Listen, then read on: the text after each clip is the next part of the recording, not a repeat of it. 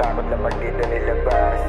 Ang buhay ko baka bigla magwakas. Ako si Goy-Goy, ang anak na mag-asawang malupit. 12 anyos ako nung iniwan at pinagpalit. Batang bata pa aking dinanas na ngayon sakit. Di ko lang tinantanan ang buhay naming mapait. Di tinantanan kaya aking ginampanan. Di diretso ko lang to basta diretso ang daan. Kailangan ko lang ng lakas ng aking makamtan. Hindi na ko para kumuha pa mahaba na hagdan. Kaya lagi na akong nagdadasal tuwing Disyembre. Ang swerte ko sa malas, ang malas ko sa swerte. Kahit anong baligtad ko talagang hindi to pwede. Hindi ko na nararanasan yakap kanilang alik. Di ko inaasahan si Papa hindi babalik. Kaya salamat pinakita sa amin buhay ganto. Kung sakaling madapa alam kung paano tumayo sa aking kagustuhan na minamarang yan na buhay. Sa kalsada lumaki marunong gumuhit kumulay. At aking ginampanan ang amin ang tunay na buhay. Kahit sinong tao ang humarang aking sasagasaan para lang makilala at hindi latapak-tapakan. Masarap ang buhay kong hinarap, literal na problema at hindi panggap.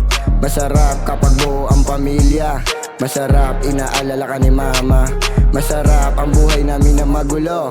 Masaya lalo tunay mga kaibigan ko. Iniwanan ng magulang dumami aking kapatid. Sila ang tumutulong kapag ako ang napapahat. Sa lugar ng Aurora dapat matapang ka. Bata ka, dapat dala mo iyong pamilya.